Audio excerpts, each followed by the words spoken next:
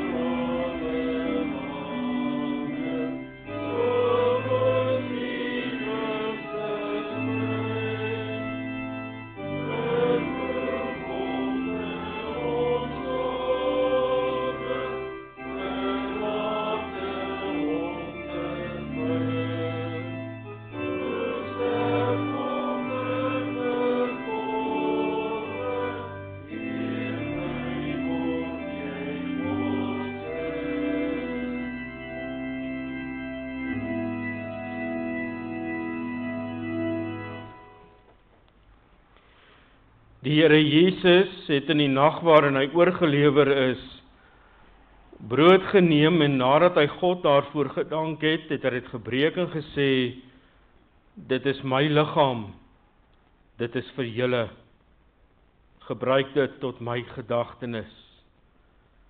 Net so het hy ook na die maaltyd die beker geneem en gesê, hierdie beker is die nuwe verbond wat deur my bloed beseël is. Gebruik dit tot my gedagtenis. Geliefdes, genade en vrede vir julle van God ons Vader, van Jesus Christus die Here en van die Heilige Gees. Amen.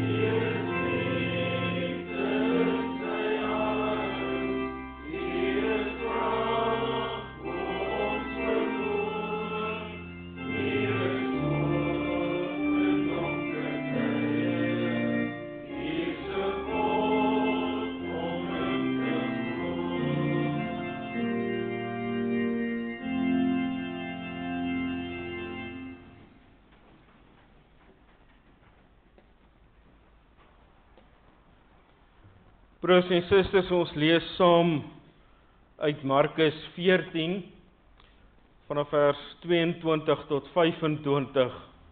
En die opskrif hier is die instelling van die nagmaal. Terwyl hulle eet, het Jesus brood geneem en die seën gevra. Daarna het hy dit gebreek en vir hulle gegee met die woorde: Neem dit is my liggaam.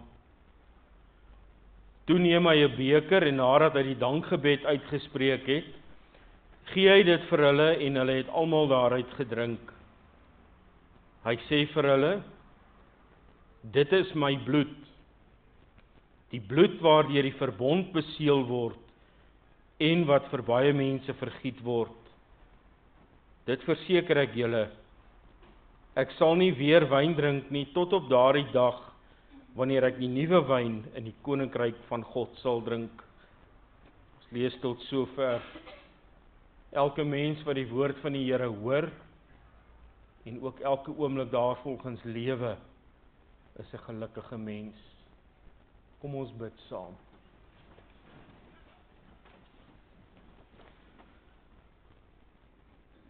Here ons God, ons staan vanaand, Here, met 'n vol gemoed voor U. Want wanneer ons terugdink aan die geskiedenis, dan het daar vanaand dinge gebeur, Here, wat ons hartseer maak. Ons verlosser, Jesus Christus, is gevange geneem en gearresteer. Sy verhoor begin. En ons weet wat het gevolg, 'n nag van marteling, wat die volgende dag uitgeloop het op sy dood. Here, ons gedenk dit vanaand, maar daarmee saam ook wat dit vir ons beteken. Jesus Christus wat aan die kruis hang, is hoe U liefde vir ons kom wys het. U liefde vir sondaar mense. Maar Here, ons moet bely dat ons dit nie verstaan nie. Ons verstaan nie hoe U kon toelaat dat U seun aan 'n kruis sterf in ons plek nie.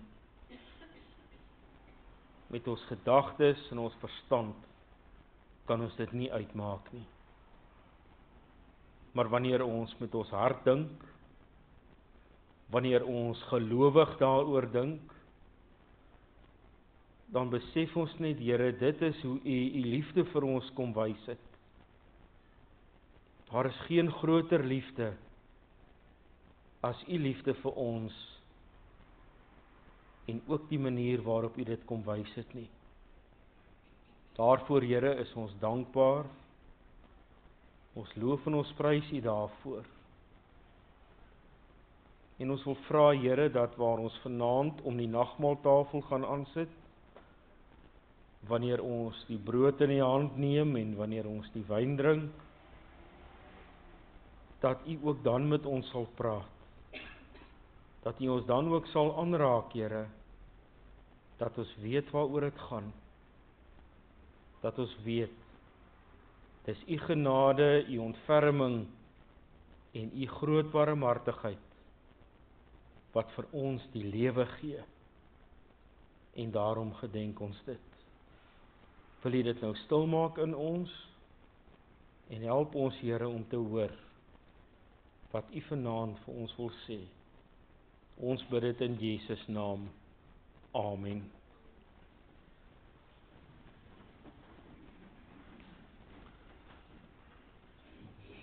Die teks vir die prediking is Markus 14 vers 24.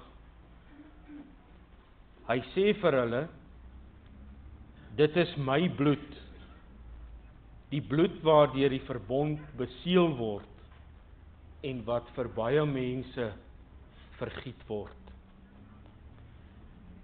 Broers en susters, die afgelope week is Jesus saam met sy disippels in Jerusalem vir die Paasfees wat voorlê. En van die Sondag wat Jesus op die rug van 'n donkie Jerusalem binnegekom het, is die spanning besig om op te bou.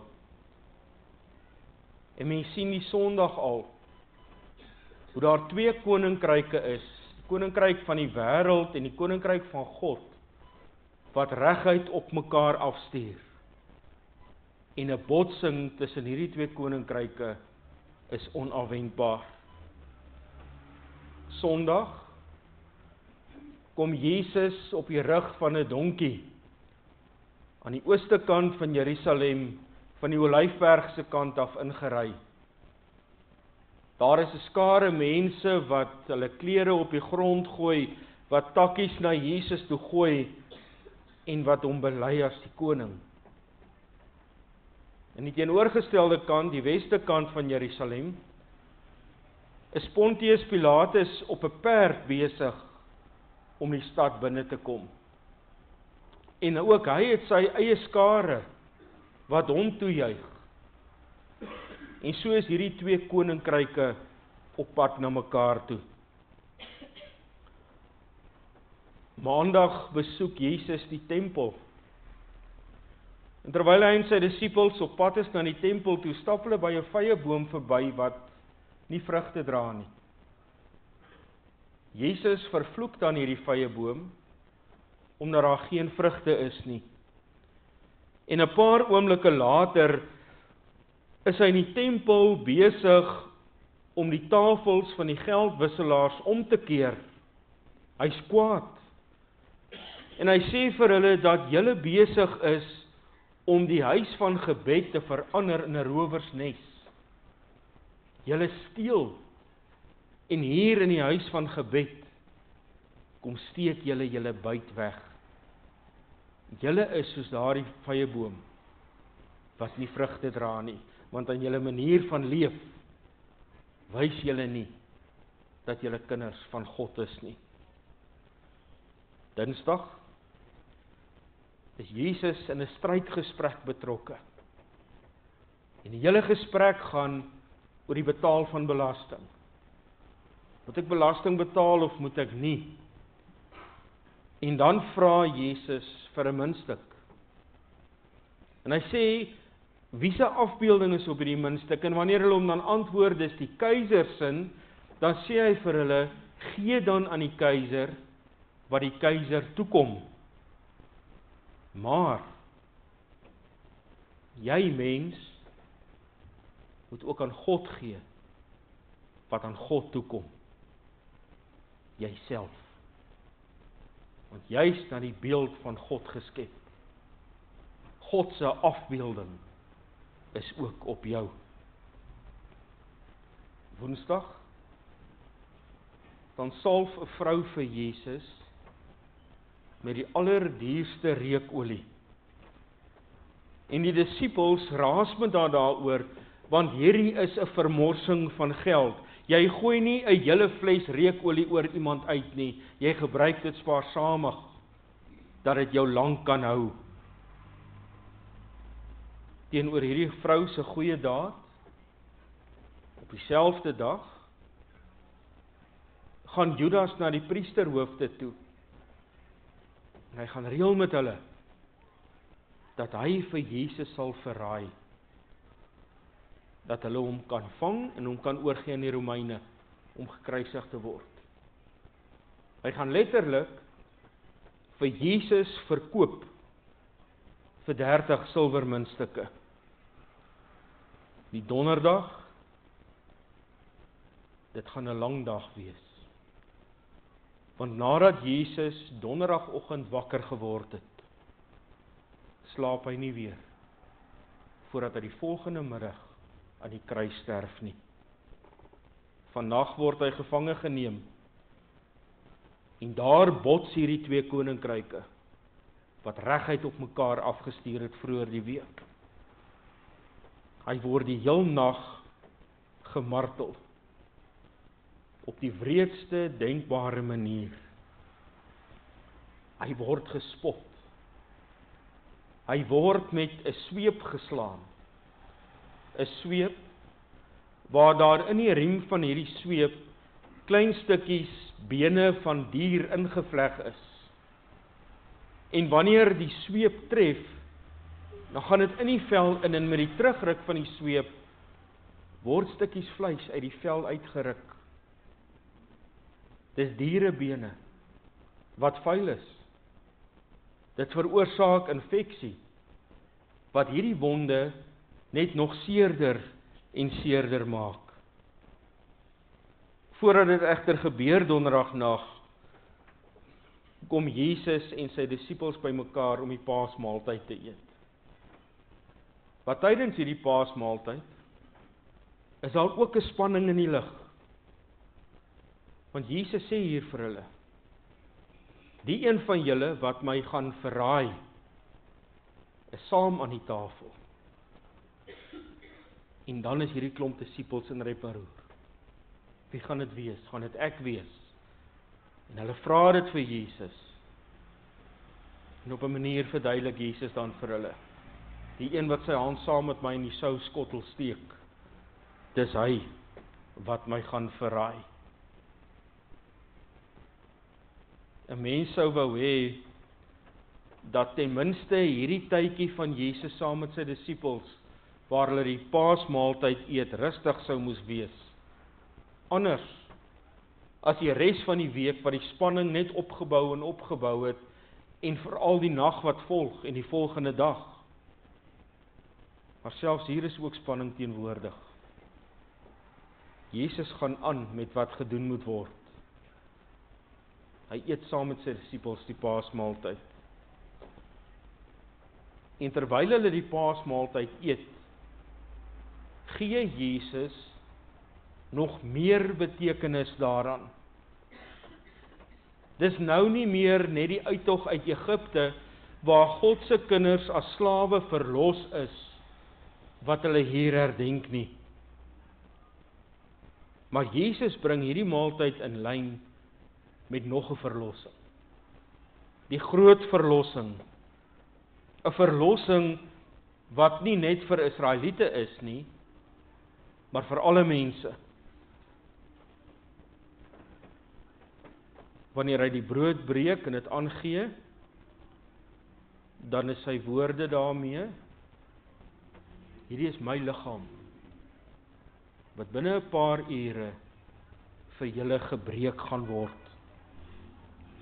Hy breek die brood en hy gee dit vir hulle. Hy breek nie die brood en doen dan enige iets anders daarmee nie. Hy gee dit vir sy disippels, dat hulle deel kan wees van dit wat hier gebeur. En daarmee sê hy, dat sy gebreekte liggaam ook vir hulle betekenis gaan hê. Hy gee die beker aan. Die beker wat die simbool is van sy bloed wat binnekort ook gaan vloei. En weer eens,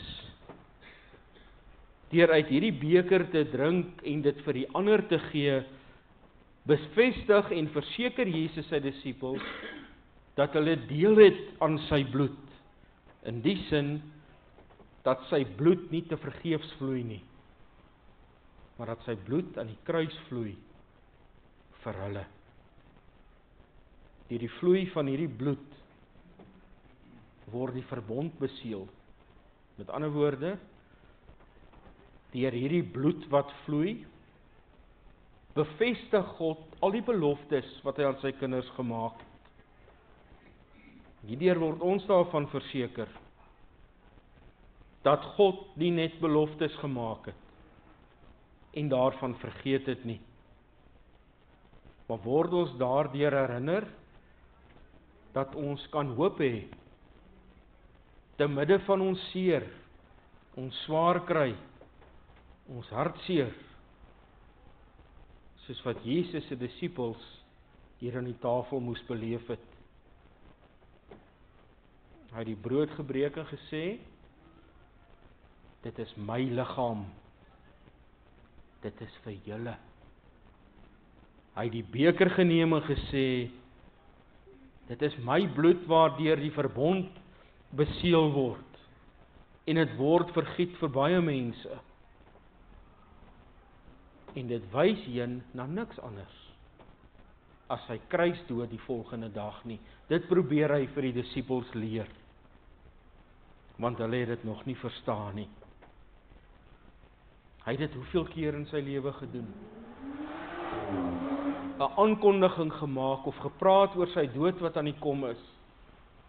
En dan verstaan die disippels dit nie. Hulle interpreteer dit heeltemal verkeerd en dan moet Jesus dit vir hulle verduidelik. Hier met die instelling van die nagmaal verstaan hulle steeds nie. Wat gebeur nadat hy gevang is die donderdag aand in die tuin van Getsemane? Sy disippels spat uitmekaar uit. Wat gebeur later die aand? Toe Petrus gekonfronteer word, maar jy was een van hulle, ons het jou by hulle gesien, hierdie groepie wat saam met Jesus was. Hy ontken dit, dat hy naderhand vloek en skree, ek ken die man nie. Wat doen hulle die Sondag, toe hulle 'n leë graf kry? Die disippels draai om, en hulle gaan huis toe. Hulle gaan doodgewoon met hulle lewens aan, asof dit wat Jesus die heeltyd vir hulle probeer leer het, oor sy dood en sy opstanding, nie byval gevind het by hulle nie, en hulle niks daaruit geleer het nie. 2000 jaar later, broers en susters, weer klink Jesus se woorde tydens die instelling van die nagmaal saam met sy disippels, ook rondom ons nagmaaltafel. Ons hoor dit elke keer, wanneer ons die nagmaal gebruik. Die brood wat ons breek, dui op ons deelgenootskap aan die liggaam van Christus. Eet dit na sy gedagtenis. Die beker van danksegging waarvoor ons God dank, dui op ons deelgenootskap aan die bloed van Christus. Neem en drink daarvan na sy gedagtenis. Presies dieselfde bedoeling met die breek van die brood en die drink van die wyn wat Jesus gehad het, toe hy saam met sy disippels die Paasmaal geëet het en daardie nagmaal ingestel het. Vanaand, die donderdag aand van die Heilige Week, soos wat dit in die kerk bekend staan, oftewel die Groot Lydensweek, sit ons almal aan by die tafel van die Here. Net soos wat Jesus en sy disippels dit gedoen het, die donderdag aand voordat hy gesterf het. Ons gebruik die nagmaal, net soos wat Jesus dit daardie aand ingestel het. Môre is Vrydag, en Jesus sterf. Wat beteken dit vanaand vir my, om aan die nagmaaltafel te kan aansit, die brood te kan eet, en die wyn te kan drink? Ons almal, broers en susters, weet dat die nagmaal, en spesifiek hierdie woorde van die brood wat gebreek word, en die wyn wat ons drink, heenwys na Jesus se kruisiging, en niks anders nie. Ons weet dat brood die simbool is van sy liggaam, en wyn die simbool is van sy bloed. Dis deur Jesus se bloed, wat die verbond beseël is. Jesus se dood aan die kruis, dui op die verlossing wat hy bewerk het, vir my en jou.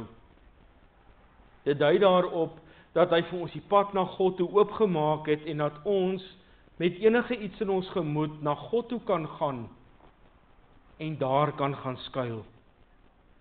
Sy bloed dui daarop, dat dit ons skoon gewas het van sonde. Net soos wat ons bely wanneer ons ook die doop bedien, die water wat vir ons die simbool is van God se bloed, wat ons skoon was. Sy bloed beseël ook God se verbond met ons. God het aan my en jou 'n klomp beloftes gemaak. Hy sal ons God wees, maar ook die God van ons nageslag. Sy liefde is oneindig. Hy het die wêreld so lief gehad, my en jou so lief, dat hy sy enigste seun na die wêreld toe gestuur het, om in ons plek te sterf, sodat ons die ewige lewe kan hê. Hy het ons sy eiendom gemaak, sy kinders. Hy sal hom nooit vir ons skaam nie. As jy met jou mond bely dat Jesus die Here is, en met jou hart glo dat God hom uit die dood opgewek het, sal jy gered word. Dit is van die beloftes wat ons van God ontvang. En ons baie meer, ons kan die lys baie lank maak. Maar daar is nog hoeveel beloftes, alles in hierdie gees van wat ons nou net genoem het. Al die beloftes wat hy maak, weerspieël iets van sy genade, sy liefde, sy ontferming en sy barmhartigheid. Met die instelling van die nagmaal sê Jesus, as daar ooit 'n tyd in jou lewe kom, wanneer jy begin twyfel, as jy ooit swaar kry, seer het, alleen voel, dink aan my kruisiging. Met sy bloed wat daar gevloei het, het God die verbond beseël. Met sy bloed aan die kruis, het God jou kom verseker, dat al hierdie beloftes waar is. Hy het met die lewe van sy seun betaal, om my en jou te verseker, hy doen wat hy beloof het. Neem hom op sy woord. Na alles wat Jesus se disippels gedoen het, sterf hy steeds vir hulle aan die kruis. Vloei sy bloed steeds aan die kruis vir hulle. Na alles wat ek en jy doen, daar waar ons vir Jesus alleen los, wanneer die druk van die wêreld so groot geword het, dat ons uitgelag gaan word wanneer ons dit nie doen nie. Ook doen wat sy disippels gedoen het, toe hy gearresteer is, sterf hy nog steeds vir ons. Daar waar ons hom minag, en ander dinge, veral materiële dinge, belangriker ag as hy, net soos wat Judas gedoen het, sterf hy nog steeds vir ons. Daar waar ons net vir 'n oomblik gerieflikheidshalwe van hom vergeet, en hom so 'n bietjie eenkant toe te skuif, om dalk net sy naam te kan gebruik, of om 'n woord te kan gebruik, anders klink die grap nie so goed nie, waar ons maak, net soos wat Petrus gemaak het, ek ken die man nie, ook na dit, sterf hy vir my en jou. Sy bloed het aan die kruis gevloei, vir ons. Al doen ons al hierdie verkeerde dinge, al vergeet ons soms van hom, weet hy dat ons maklik vergeet. En het hy ook die nagmaal ingestel, om ons voortdurend daaraan te herinner, wat hy vir ons gedoen het. Daarom het die Here Jesus in die nag waarin hy oorgelewer is, brood geneem en nadat hy God daarvoor gedank het, het hy dit gebreek en gesê, dit is my liggaam, dis vir julle, gebruik dit tot my gedagtenis. En net so het hy ook na die maaltyd die beker van danksegging geneem en gesê, hierdie beker is die nuwe verbond. Weereens 'n belofte wat God gemaak het, wat deur my bloed beseël is. Gebruik dit elke keer as jy daaruit drink, tot my gedagtenis. Dink daaraan, broers en susters, dat sy bloed gevloei het aan die kruis. En dat daardie bloed wat gevloei het, vir my en vir jou verseker, dat God ons oneindig liefhet, en dat sy beloftes aan ons steeds sal waar word. Amen.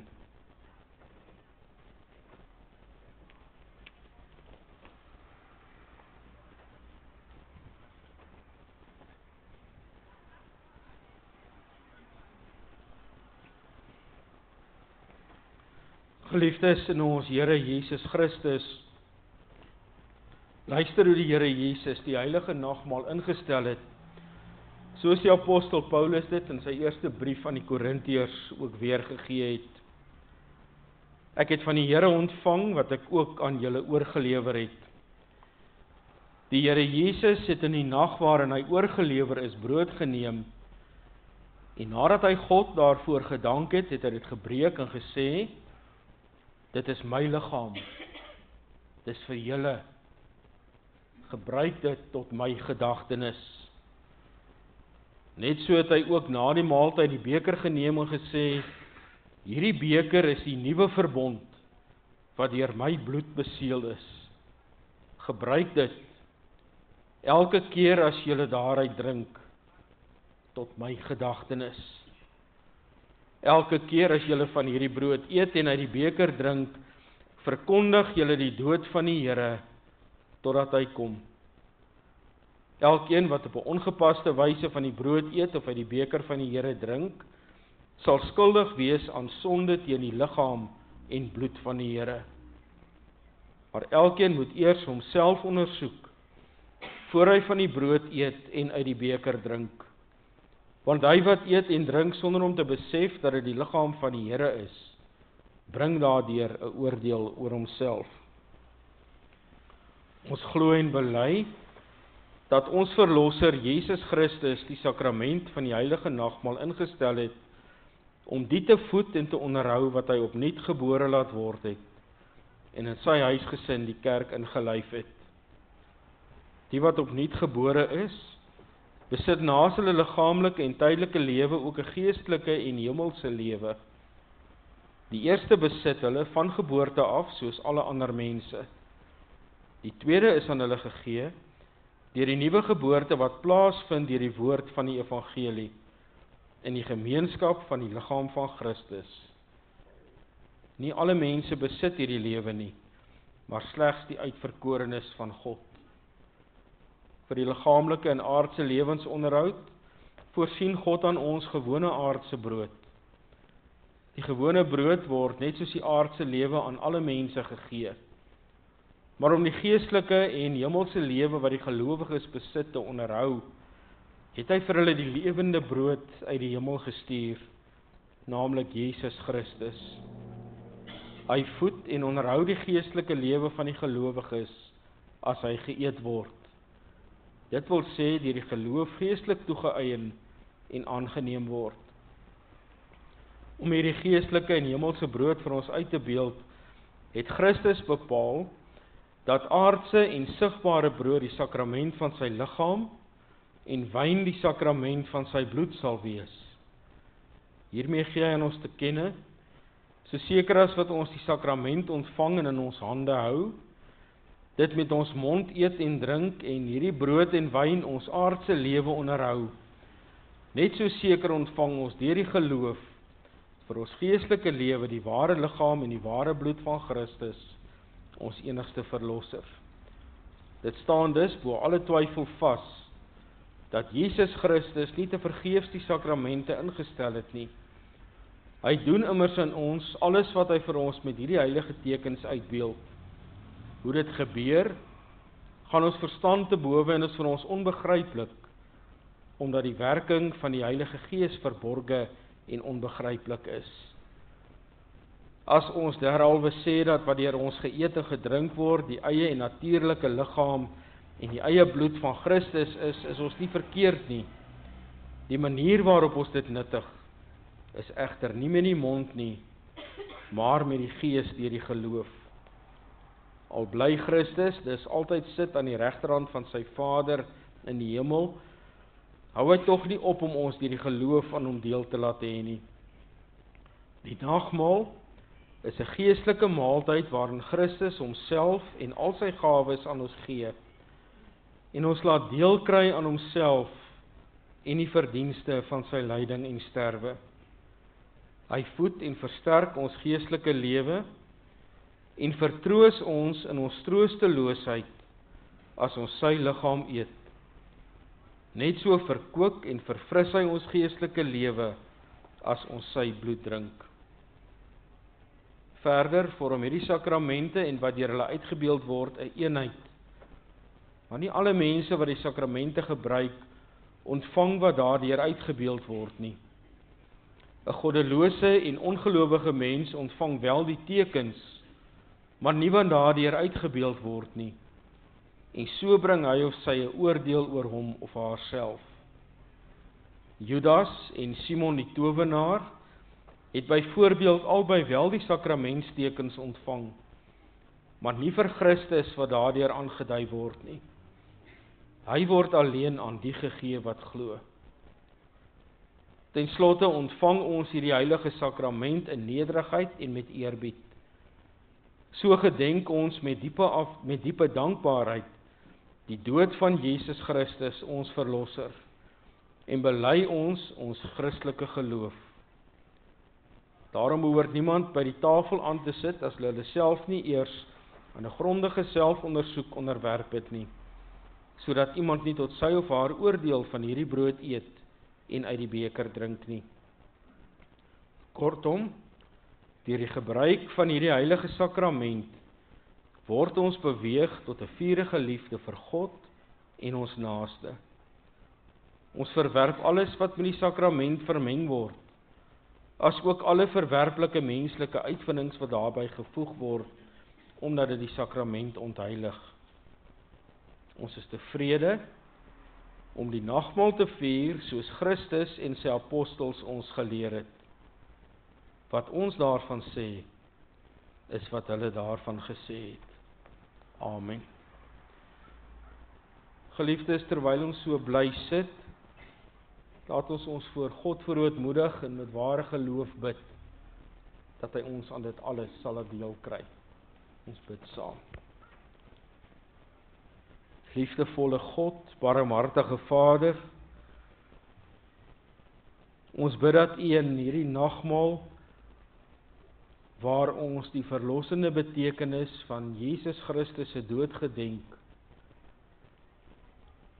ons sal help, Here, dat die boodskap in ons hart gaan lê. Help ons, Here, dat ons sal weet wat dit is wat ons hier gedenk. Sy liggaam wat vir ons gebreek is, en sy bloed wat vir ons gevloei het. Sy bloed, waardeur U verbond beseël, waardeur U al die beloftes wat U aan ons gemaak het, bevestig. Want daarom, Here, kan ons met hoop lewe, want ons weet ons aanbid die enigste God, die God wat sterker is as enige iets anders, self sterker as die dood. Dankie, Here, dat ons by U tafel mag aansit. Dankie dat ons die brood in die hand mag neem en mag eet. Dat ons die beker kan vat en daaruit kan drink. Dankie dat U op so 'n manier ook ons geloof sterk en dit voed, sodat ons kan terugdink aan die dood van Jesus Christus aan die kruis, waar sy liggaam gebreek is vir ons, en sy bloed ook vir ons gevloei het. Dit bid ons in Jesus naam. Amen.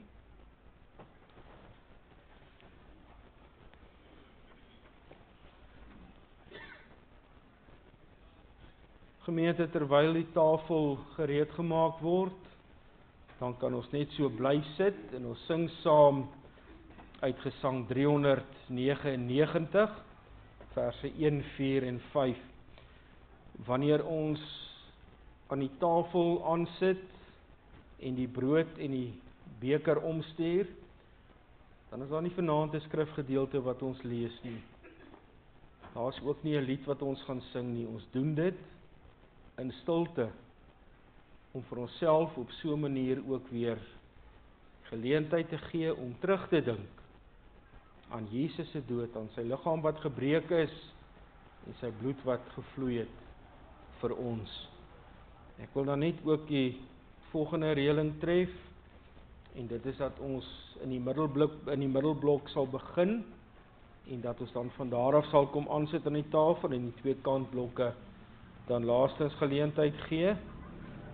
Jy sal sien, daar is ook nie 'n servet op die tafel waar jy vanaand die dankoffer kan insit nie. Ons het die houtkassies in die portaal gesit, so die dankoffer wat jy dan aan die tafel wou gee vanaand, kan jy dan net daar, wanneer jy uitstap, in die houtkassie gooi. Terwyl die tafel dan gereed gemaak word, terwyl ons net so sit, Gesang 399, verse 1, 4 en 5.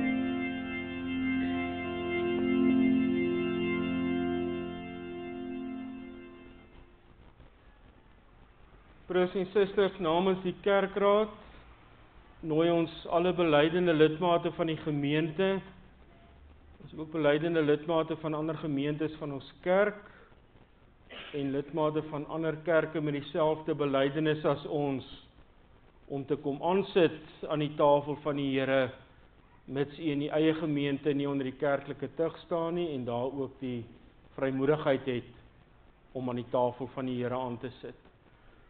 Geliefdes, alles is gereed, die Here is hier en hy roep u, kom sit aan.